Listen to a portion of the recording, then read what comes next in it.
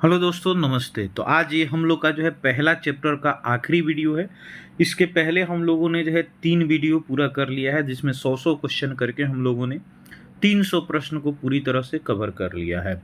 आज हम लोग जो है इस वीडियो में 70 क्वेश्चन को देखेंगे, यानी 370 क्वेश्चन ये पहला चैप्टर का होगा और इसी के साथ हम लोग का पहला चैप्टर समाप्त हो जाएगा। ठीक है, तो जो लोग आज पहली बार जुड़ रहे हैं वो लोग जाकर पहले वाला वीडियो तीनों का तीनों आप लोग देख लीजिएगा और फिर आज ये चौथा वीडियो भी आप लोग देख लीजिएगा। ठीक है, और अभी तक जो चैनल को सब्सक्राइब नहीं किए वो कर लीजिए, क्योंकि सारी चीज़ों की तैयारी आपको यहाँ पे करा दी जाएगी। चलिए शुरू करते हैं। 301 नंबर क्वेश्चन। 1850 में ब्रिटिश पब्लिक लाइब्रेरी अधिनियम में किसने प्रमुख भूमिका निभाई थी? ऑप्शन ए में है सीयर्स ने, बी में है एडवर्ड ने, सी में है ब्राउन ने और डी में है रंगनाथम ने। तो कौन सा हो जाएगा? तो राइट आंसर हो जाएगा ऑप्शन जो है बी, एडवर्ड। राइट आंसर हो जाएगा, राइट आंसर ऑप्शन बी हो जाएगा। 302 नंबर क्वेश्चन है कि एस लीब का पूरा नाम क्या है? ए में है association of library and information bureaux हो गया, बी में है association of special library and information bureaux हो जाएगा, सी में है एसोसिएशन ऑफ इंफॉर्मेशन ब्यूरेक्स हो जाएगा, डी में है एसोसिएशन फॉर इंफॉर्मेशन मैनेजमेंट हो जाएगा। तो राइट आंसर क्या हो जाएगा? जो है 302 की हम बात करते हैं एस लीब का, तो एसलीब का जो है फुल फॉर्म जो है यह क्या होगा? तो एसलीब का फुल फॉर्म हो जाएगा information of library information bureaux. Right answer option A हो जाएगा। अगला क्वेश्चन है कि दिल्ली पब्लिक लाइब्रेरी की स्थापना कब हुई थी? ऑप्शन ए में है 27 अक्टूबर 1951 को, बी में है 27 अक्टूबर 1955 को, सी में है 27 अक्टूबर 1959 को, डी में है 27 अक्टूबर 1961 को। तो कब हुआ है? राइट आंसर ऑप्शन ए हो जाएगा 27 अक्टूबर 1951 को। नेक्स्ट क्वेश्चन की हम बात करते हैं। 304 नंबर जो क्वेश्चन है कि इफ्ला जो है विश्व पुस्तकालय और सूचना सम्मेलन 2019 का जो 50वां इसका ये था सम्मेलन था, वो कहाँ पे आयोजित किया गया? ए में हो जाएगा एथेन, बी में हो जाएगा पेरिस, सी में हो जाएगा न्यूयॉर्क, डी में हो जाएगा कोलमपुरा। ठीक है, तो राइट आंसर क्या हो जाएगा? राइट आंसर ऑप्शन ए हो जाएगा एथेन में, ऑप्शन ए हो जाएगा। अगला क्वेश्चन है कि भारत जो है बड़ौदा में पुस्तकालय आंदोलन जो है किस वर्ष प्रारंभ हुआ था? 1915 में, 1905 में, 1910 में या जो है 1919 में। तो कब शुरू हुआ था? तो ये 1910 में शुरू हुआ था। राइट आंसर ऑप्शन सी हो जाएगा। ठीक है, नेक्स्ट क्वेश्चन की हम बात करते हैं। नेक्स्ट क्वेश्चन है 306। भारत जो है बड़ौदा में पुस्तकालय शिक्षा का शुरुआत किस वर्ष हुआ था? 1915 में, बी में 1914 में, सी है 1911 में, डी है 1919 में। तो कब जो है यह शुरू हुआ था? तो राइट आंसर हो जाएगा ऑप्शन सी 1911 में। अगला क्वेश्चन है कि विश्वविद्यालय और कॉलेज पुस्तकालय के विकास पर रंगनाथम समिति की रिपोर्ट जो है 1959 में किसके द्वारा प्रकाशित किया गया था?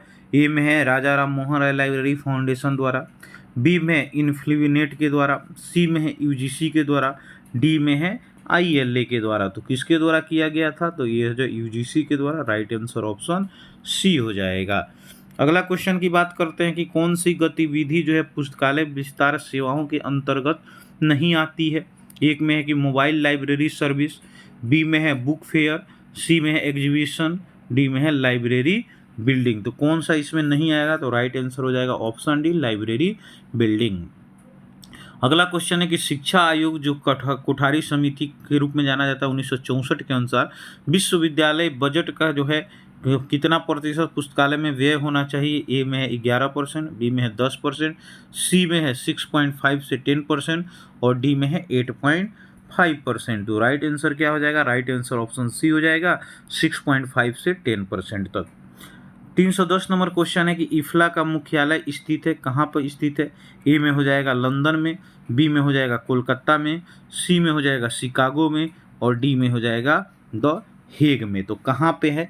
राइट आंसर की हम बात करते हैं जो है कौन सा हो जाएगा? तो राइट आंसर ऑप्शन डी हो जाएगा, द हेग में। तो ऑप्शन जो है डी इसका राइट आंसर हो जाएगा। अगला क्वेश्चन है, किस समिति आयोग ने सार्वजनिक पुस्तकालय को जो है पुस्तकों का स्थिर भंडार कहा है? ऑप्शन ए है रंगनाथम कमेटी, बी में है सिन्हा कमेटी, सी में है फिजी कमेटी और डी में है कोठारी कमेटी। तो कौन सा आंसर हो जाएगा? Right answer option B, Sinha committee इसका सही आंसर हो जाएगा। अगला क्वेश्चन है कि राष्ट्रीय पुस्तकालय कोलकाता को निम्नलिखित में से किस अधिनियम द्वारा पुस्तकें प्राप्त होती है? ए में है registration of book act 1887, B में है delivery of book act 1954, C में है right to information act 2005, D में है राइट टू इंफॉर्मेशन टेक्नोलॉजी 2000 में। तो किस में जो है यह आपको होता है? तो राइट आंसर हो जाएगा option B, delivery of book act 1954। अगला क्वेश्चन की हम बात करते हैं कि निम्नलिखित में से कौन सा जो है विद्यालय पुस्तकालय का प्राथमिक उद्देश्य होना चाहिए? ए में है to promote research activity, B में है to encourage reading habit, C में है टू सपोर्ट टीचिंग प्रोग्राम्स और डी में है टू प्रमोट एक्सटेंशन एक्टिविटीज। तो कौन सा इसका राइट आंसर हो जाएगा? तो राइट आंसर इसमें जो है हैबिट पढ़ने का विकसित करना चाहिए। तो राइट आंसर है टू इनकरेज रीडिंग हैबिट। अगला क्वेश्चन है, यूनिसिस्ट की स्थापना के लिए यूनेस्को ने किस एजेंसी का सहयोग किया था? ऑप्शन ए में है ICSU, बी में है FID, सी में है OCLC और डी में है ALA। तो किसका किया था? तो राइट आंसर हो जाएगा ऑप्शन ए, ICSU 314 का ए हो जाएगा।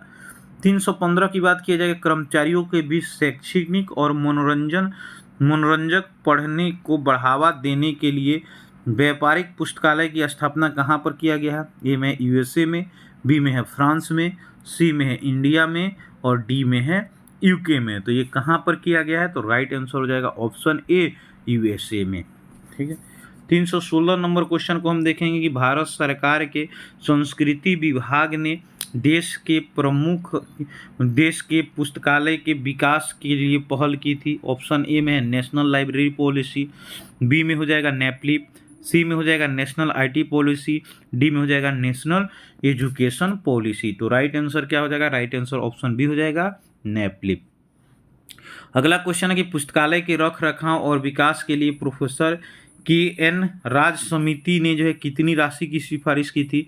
10%, 25%, 20% या जो है 15%। तो ये कितना किया था? तो राइट आंसर ऑप्शन सी हो जाएगा, 20%।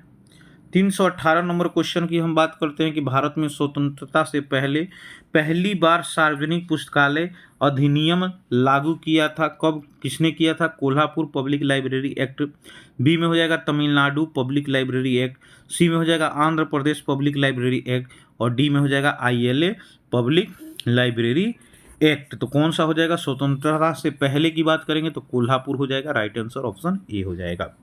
अगला है कि स्वतंत्रता के बाद पहले सार्वजनिक पुस्तकालय अधिनियम को पारित किया गया था कहाँ पे? Kolhapur public library act, B में हो जाएगा Tamil Nadu public library act, C में हो जाएगा Andhra Pradesh public library act, D में हो जाएगा ILA पब्लिक लाइब्रेरी एक्ट। तो इसका राइट आंसर क्या हो जाएगा? राइट आंसर ऑप्शन बी हो जाएगा, तमिलनाडु पब्लिक लाइब्रेरी एक्ट जो हो जाएगा ऑप्शन बी।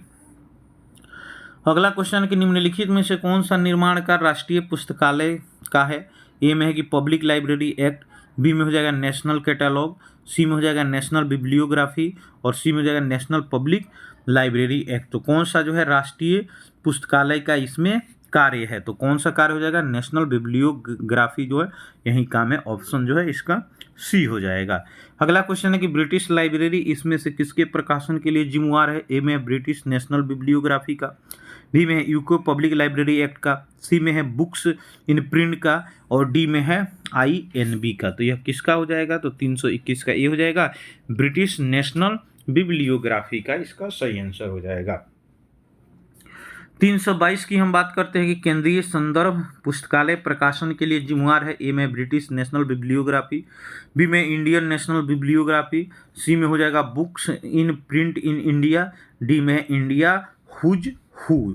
ठीक है, तो राइट आंसर जो है 322 का क्या हो जाएगा? बी हो जाएगा, इंडियन नेशनल बिब्लियोग्राफी। अगला क्वेश्चन है कि पाठकों की सूचना आवश्यकता को जानने के लिए किस प्रकार के कार्यक्रम संचालित किए जाते हैं। ए में हो जाएगा ओरिएंटेशन प्रोग्राम, बी में हो जाएगा रेफरेंस वर्क, सी में हो जाएगा यूजर स्टडी और डी में हो जाएगा ISB। तो राइट आंसर कौन सा हो जाएगा, तो राइट आंसर ऑप्शन सी हो जाएगा, यूजर स्टडी, 323 का सी। 324 उपयोगकर्ता को पुस्तकालय सामग्री और सेवाओं से परिचित कराना कहलाता है, क्या कहलाता है, यूजर ओरिएंटेशन, यूजर एनालिसिस, सी में हो जाएगा यूजर स्टडीज और डी में हो जाएगा फीड बुक। तो कौन सा हो जाएगा, तो राइट आंसर ऑप्शन ए हो जाएगा, यूजर ओरिएंटेशन। अगला क्वेश्चन है कि डैश को एक प्रक्रिया या कार्यक्रम के रूप में परिभाषित किया जा सकता है जिसके माध्यम से सूचना के संभावित उपयोगकर्ताओं को सूचना के मूल्य के बारे में जागरूक किया जाता है और जो है सूचना संसाधन का उपयोग करने के लिए प्रेरित किया जाता है। ए में हो जाएगा यूजर ओरिएंटेशन, बी में हो जाएगा यूजर एजुकेशन, सी में हो जाएगा लर्नर इंटीग्रेशन और डी में हो जाएगा यूजर स्टडीज। तो 325 का कौन हो जाएगा, बी हो जाएगा, यूजर एजुकेशन, ऑप्शन बी। 326 की हम बात करते हैं कि ब्रिटिश लाइब्रेरी ने 1975 में किस संस्थान में centre for research on user study जिसको जो है क्रश की स्थापना की थी, कौन सा, ए में हो जाएगा यूनिवर्सिटी ऑफ लंदन, बी में हो जाएगा ऑक्सफोर्ड यूनिवर्सिटी, डी में हो जाएगा यूनिवर्सिटी ऑफ वेल्स, डी में हो जाएगा यूनिवर्सिटी ऑफ जो है शेफील्ड। तो राइट आंसर हो जाएगा option D, university of Sheffield इसका राइट आंसर हो जाएगा। अब 327 की बात करते हैं हम, ऑप्शन ए 327 जो है केलीविनेट और जो है डेलनेट की स्थापना किसके सहयोग से की गई थी, ये ऑप्शन ए में है IIT दिल्ली, डी में हो जाएगा इंसडॉक, सी में हो जाएगा निसेट और डी में हो जाएगा निक। तो किसके द्वारा किया गया है, 327 की बात करें तो 327 का सी हो जाएगा, निसेट का ऑप्शन जो है सी हो जाएगा 327 का।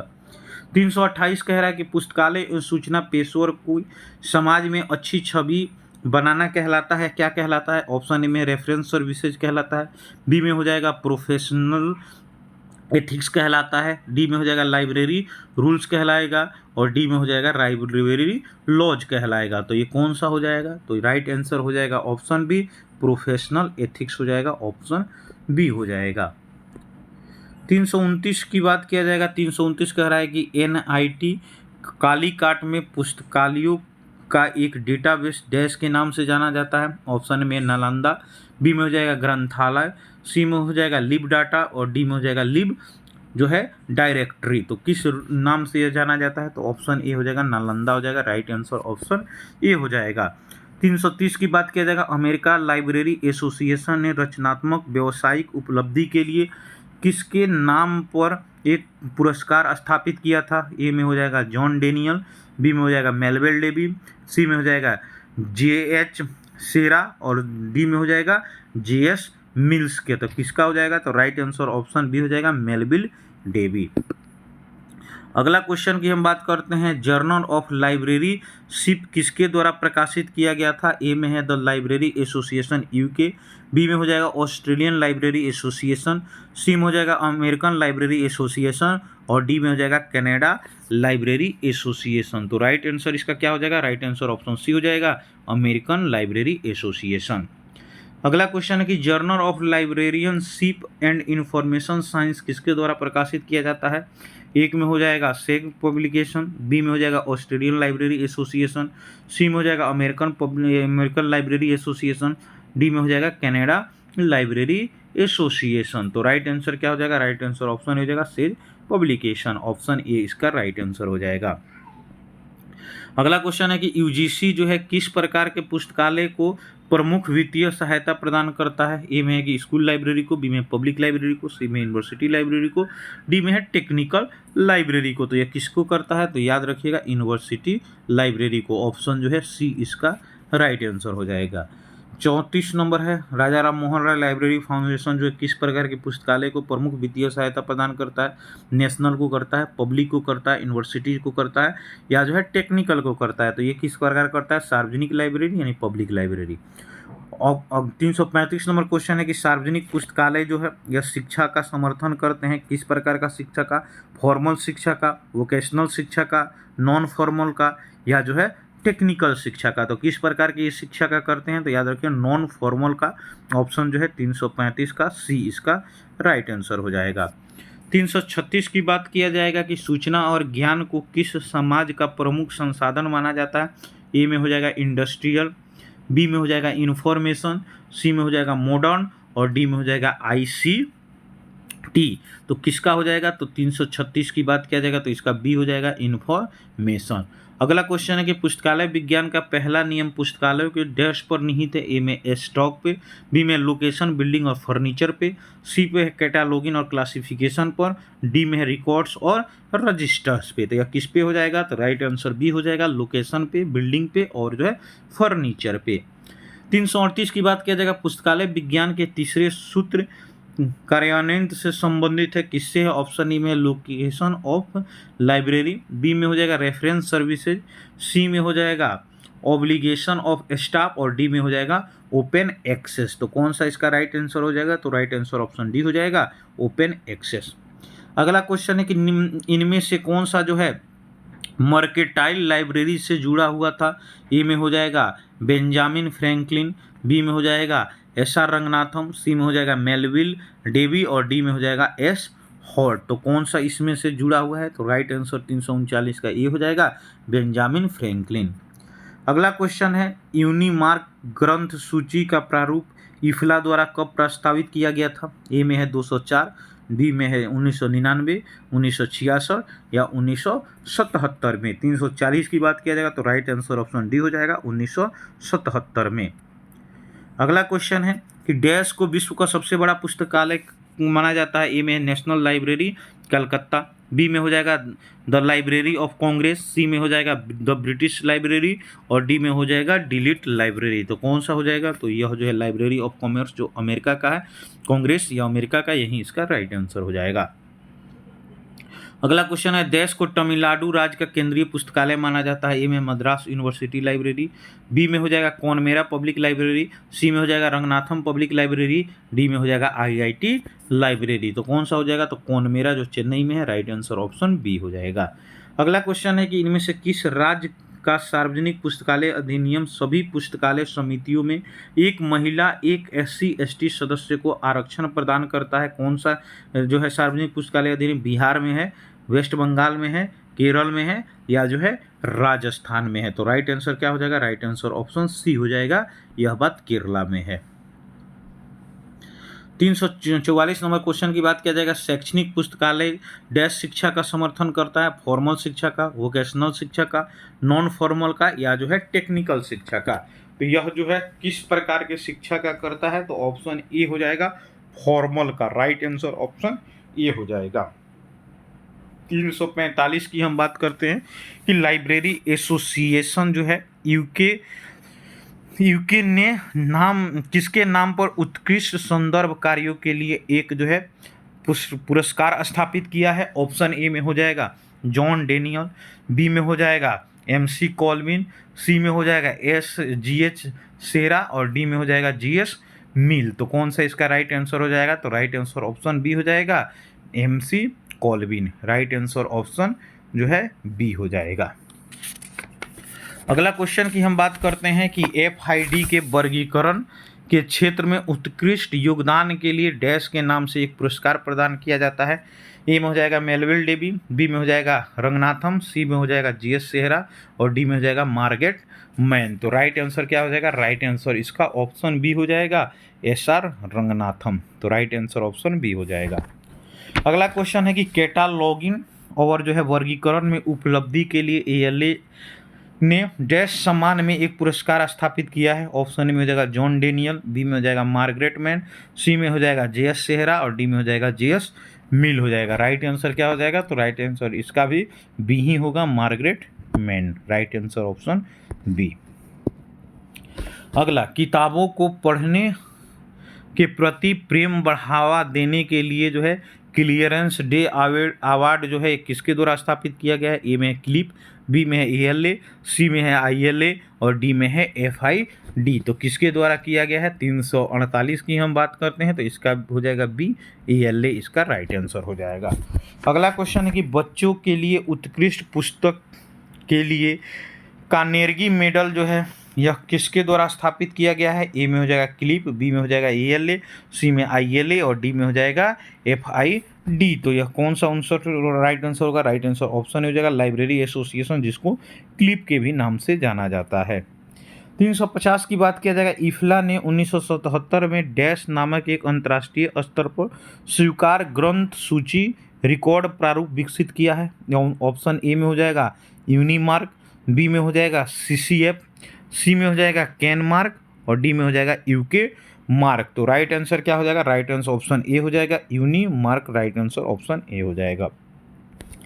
351 की बात करेंगे कि इफ्ला जो है विश्वविद्यालय और सूचना सम्मेलन 2024 कहाँ पे आयोजित किया जाएगा? तो यह जो है दुबई में, पेरिस में, न्यूयॉर्क में या जो है कोलमपुरम में। तो कहाँ पर किया जाएगा? तो राइट आंसर ऑप्शन ए हो जाएगा दुबई में।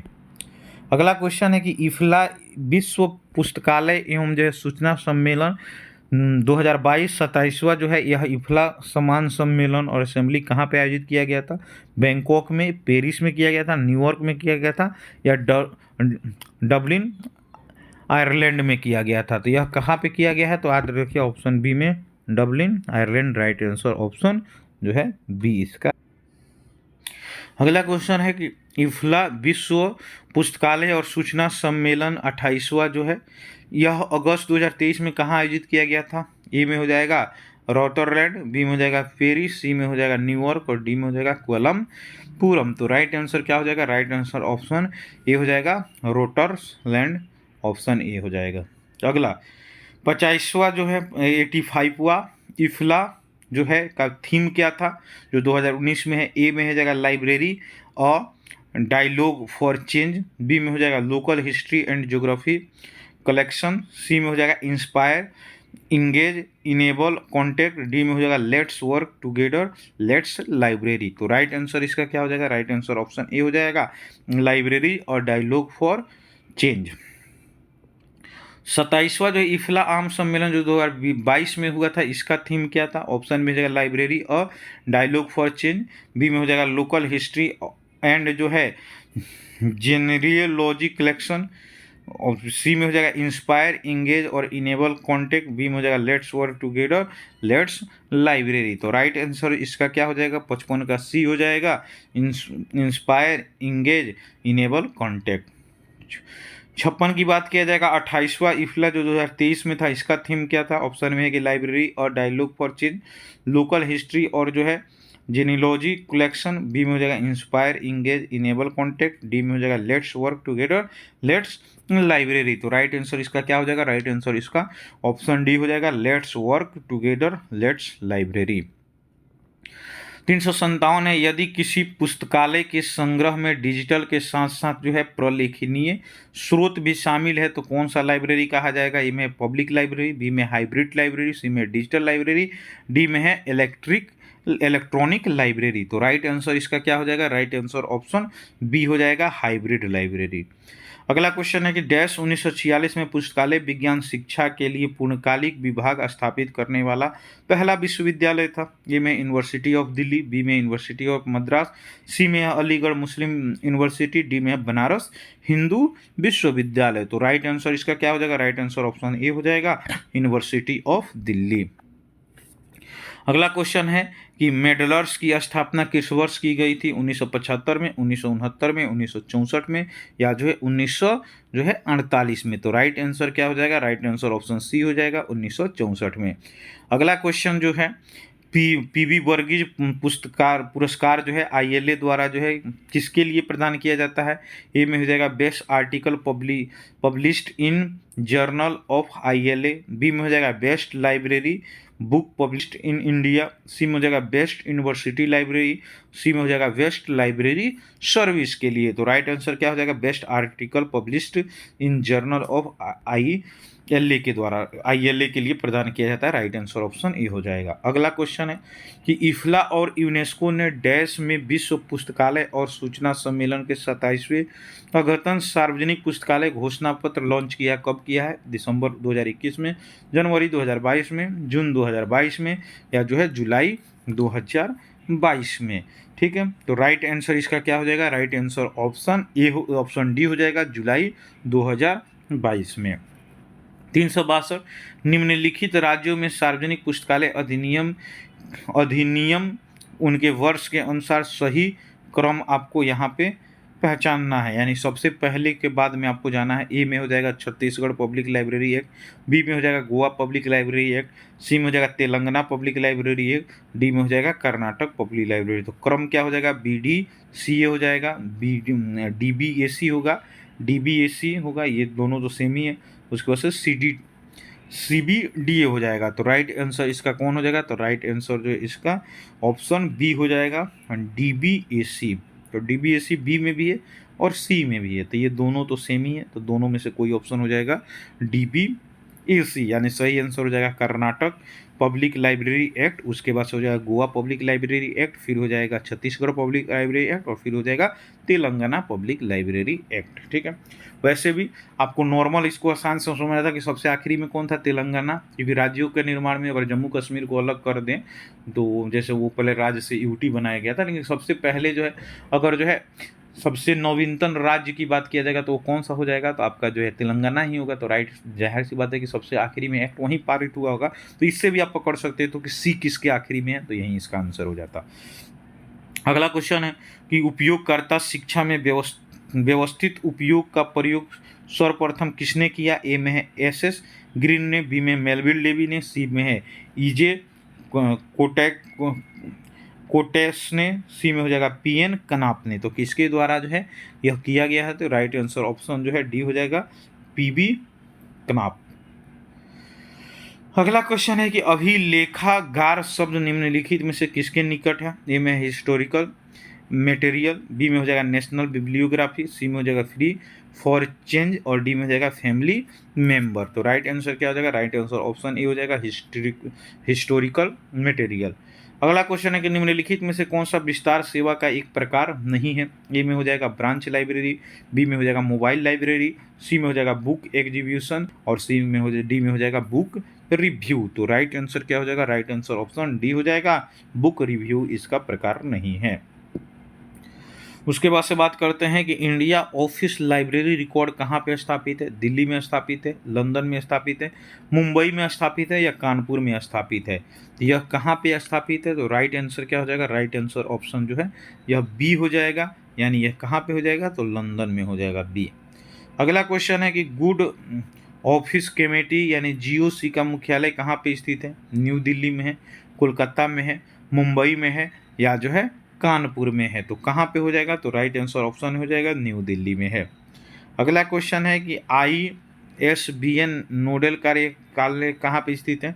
न्यू दिल्ली में, कोलकाता में, मुंबई में, या जो है कानपुर में। तो राइट आंसर क्या हो जाएगा, राइट आंसर ऑप्शन ये हो जाएगा, न्यू दिल्ली में। अगला क्वेश्चन है कि यूनेस्को की सहायता से भारत में स्थापित आदर्श सार्वजनिक पुस्तकालय कौन था। ए में हो जाएगा कौन मेरा पब्लिक लाइब्रेरी, बी में हो जाएगा नेशनल लाइब्रेरी, सी में हो जाएगा खुदा बख्श ओरिएंटेड पब्लिक लाइब्रेरी, डी में हो जाएगा दिल्ली पब्लिक लाइब्रेरी। तो यह कौन हो जाएगा, तो राइट आंसर ऑप्शन डी हो जाएगा। 51 में किया गया था दिल्ली पब्लिक लाइब्रेरी। तो आज का सेशन का ये हम लोग का आखिरी क्वेश्चन होगा। दिल्ली लाइब्रेरी एसोसिएशन की स्थापना 10 मार्च कब हुआ है। 1933 में, 1939 में, 1955 में, या जो है 1969 में। तो राइट आंसर क्या हो जाएगा, राइट आंसर ऑप्शन बी हो जाएगा, 1939 में इसका राइट आंसर ऑप्शन बी हो जाएगा। इसी के साथ आज का हम लोग का जो है ये पहला चैप्टर जो हम लोग का था, ये पहला चैप्टर हम लोगों ने पूरा का पूरा समाप्त कर लिया है, जिसमें 370 क्वेश्चन था, जिसको हम लोगों ने 4 वीडियो में कवर किया है। यानी पहले वीडियो में 1 से लेकर 100 प्रश्न, दूसरे वीडियो में 101 से 200, तीसरे वीडियो में जो है 200 से 300, और चौथे वीडियो में जो है 301 से लेकर 370 तक। यानी 4 वीडियो में ये हम लोगों ने पूरा का पूरा इस सेशन को कंप्लीट कर लिया है। तो आप लोग जो है एक बार, जो लोग आज पहली बार वीडियो देख रहे हैं वो जाकर चारों का चारों वीडियो देख लीजिए, और टेंशन नहीं लीजिए, वैकेंसी आना तय है। थोड़ा बहुत डिले हो रहा है ये TRE-4 को लेकर, इससे आपको टेंशन नहीं लेना, वैकेंसी आएगा। हम बार बार यही करते हैं कि जब युद्ध प्रारंभ हो जाएगा तो यदि आप युद्ध का तैयारी करिएगा तो आप उस युद्ध में मारे जाइएगा। तैयारी हमेशा पहले से जो किया रहेगा युद्ध का, भले युद्ध हो या नहीं हो, तैयारी करते रहिएगा तभी आप सफल होइएगा। इसीलिए देखिएगा हमारे देश में भी जो है युद्धाभ्यास होते रहता है। आप लोग करंट अफेयर्स पढ़ते होंगे तो बहुत सारा युद्धाभ्यास चलते रहता है, यानी प्रैक्टिस चलते रहता है कि क्या पता कब युद्ध हो जाए। अब ये नहीं कि जब युद्ध हो जाए तब हम प्रैक्टिस शुरू करेंगे तो आप उसमें मारे जाइएगा। तो अभी वाला समय जो जितना ज़्यादा उपयोग करेगा उसके लिए उतना ही इम्पोर्टेंट हो जाएगा, क्योंकि आपको भी पता है कि लाइब्रेरी साइंस सबके लिए नया है, लेकिन इस समय में जो अगर बेहतर पढ़ लेगा उसके लिए नया नहीं रहेगा। मान लीजिए एक अगले महीना आ रहा है, 2 महीना के बाद ही वैकेंसी है, कोई दिक्कत नहीं, 2 महीना के बाद ही वैकेंसी है, तो 2 महीना में जो लोग बच्चा पढ़ लेगा और आप फिर से आप 2 महीने के बाद शुरू करिएगा तो आप उसके लिए अब नए हो गए हैं, लेकिन वो 2 महीना में पढ़कर अब वहाँ उस फील्ड का वो मजा हुआ खिलाड़ी हो गया है। अभी आपका कॉम्पिटिशन सबसे बराबर है, यानी सब जो है शुरुआत ही कर रहे हैं, तो अभी आपको दिक्कत नहीं हुआ, सब बराबर है। लेकिन आप 2 महीना बाद तैयारी करिएगा, तब तक ये जो 2 महीना जो तैयारी किया रहेगा उससे आप बहुत पीछे चले जाइएगा, तो ज़्यादा चांस बनेगा कि उनका सिलेक्शन हो जो इस बीच में भी लगातार पढ़ रहे हैं। तो आपको हताश नहीं होना है, पढ़ते रहना है। बाकी हम लोग अब जो है दूसरा चैप्टर कल से हम लोग देखेंगे। बाकी आप लोग का जीके जीएस करंट अफेयर्स भी कुछ ही दिन में आपको यहाँ मिलना शुरू हो जाएगा। ठीक है, मिलते हैं नेक्स्ट क्लास में, तब तक के लिए नमस्कार, जय हिंद।